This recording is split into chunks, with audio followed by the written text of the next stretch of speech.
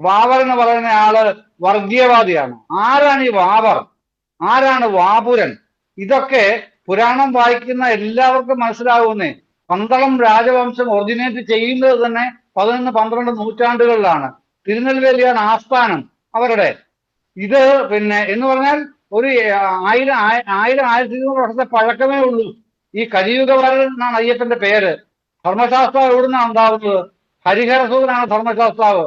അദ്ദേഹം ഉണ്ടാവുന്നത് ത്രേതായുഗത്തിലാണ്. 21,60,000 വർഷങ്ങൾക്ക് മുമ്പാണ് ത്രേതായുഗത്തിന്റെ കാലഗണന തന്നെ.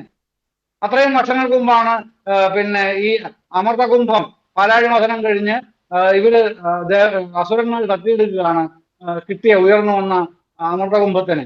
അപ്പോഴാണ് മഹാവിഷ്ണു മോഹിനി വേഷം കെട്ടി മോഹിനി വേഷത്തിലായി അവിടെ ചെന്ന് ഇവർ ചെന്ന് കൈവശപ്പെടുത്തുന്നതും ആ വേഷത്തിൽ ആകർഷിച്ചിട്ടാണ് ഭഗവാൻ പരമശിവൻ ആ സംയോഗത്തിൽ ഉണ്ടാവുന്ന തുടപിളർന്നു വരുന്ന ആളാണല്ലോ ധർമ്മശാസ്താവെന്ന് പിന്നീട് അറിയപ്പെടുന്ന ഹരിഹരസുതൻ. ആ ഹരിഹരസുതനെ സംരക്ഷിക്കാൻ ശിവൻ ഏൽപ്പിക്കുന്ന പിന്നെ ഭൂതഗണമാണ് വാപുരൻ. 21,60,000 വർഷം മുൻപ്. അത് കഴിഞ്ഞു, ആ അവതാരം കഴിഞ്ഞു. ശബരിമലയിൽ അവിടെ പാർപ്പുറപ്പിച്ചു. പിന്നെ ആരുടെ കൂടെ?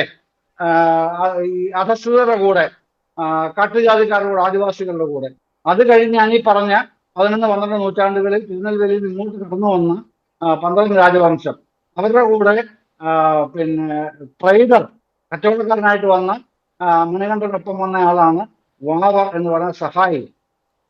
കലിയുഗവരദൻ എന്നാണ് പറയുന്നത്. ഇവിടെ വന്നു. അപ്പം എന്താണ് അയ്യപ്പന്റെ കലിയുഗവരദന്റെ അവതാര ഉദ്ദേശം? മഹിഷി നിഗ്രഹം, മഹിഷിയെ കൊന്നു കഴിഞ്ഞപ്പോൾ അവതാര ഉദ്ദേശം പൂർത്തിയായപ്പോൾ രാജാവിനോടും രാജപത്നിയോടും ദേശവാസികളോടും ആയിട്ട് പറയുകയാണ്, എന്റെ അവതാര ഉദ്ദേശം പൂർത്തിയാക്കി, ഞാൻ ശബരിയുടെ ആസ്ഥാനമായ ശബരിമലയിലേക്ക് പോകുന്നത് എന്നെ കാണേണ്ടവർ അവിടെ വന്ന് കാണണം. എന്നിട്ട് അദ്ദേഹം ധർമ്മശാസ്താവിന്റെ അവിടെയുള്ള ബിംബത്തിലേക്ക് വിലയം പ്രാപിക്കുകയാണ്. ആര്? മണികണ്ഠൻ എന്ന കലിയുഗവരദനായ അയ്യപ്പസ്വാമി. അതാണ് ഐതിഹ്യവും ചരിത്രവും കെട്ടുപിടിക്കുന്ന ആ കഥ.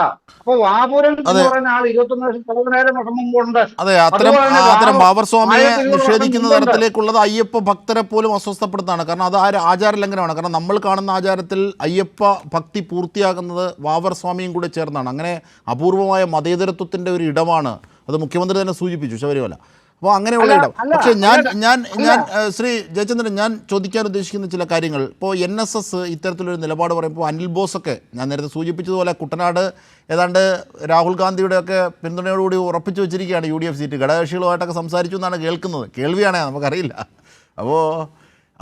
അപ്പോൾ അങ്ങനെയുള്ള ഘട്ടങ്ങളിൽ അനിൽ ബോസ് പോലും വളരെ കോൺഫിഡൻസോടുകൂടി പറയുകയാണ് ഈ എന്താണ് NSS ജനറൽ സെക്രട്ടറിയുടെ മനസ്സ് നിങ്ങൾക്കറിയില്ല എന്ന്.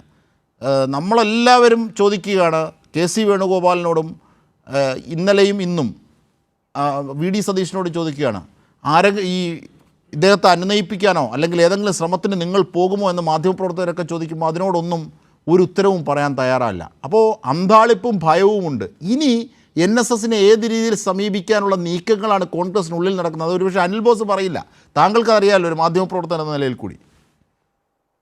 അല്ല, അതിൻ്റെ അകത്ത് ഒറ്റ കാര്യമേ ഉള്ളൂ, അനുനയിപ്പിക്കുന്ന പ്രശ്നമല്ല. ഈ പിന്നെ മാതൃഭൂമിയുടെ ഇന്നലത്തെ എഡിറ്റ് പേജിലെ പ്രഹ്ലാദന്റെ ഇന്റർവ്യൂ തുടങ്ങുന്നത് തന്നെ പിന്നെ ചോദ്യം, മുഖ്യമന്ത്രിയുമായി നല്ല ബന്ധമാണോ? നല്ല ബന്ധമാണ്, വിളിക്കാറുണ്ട്. മറുപടി സുകുമാരൻ നായരുടെ.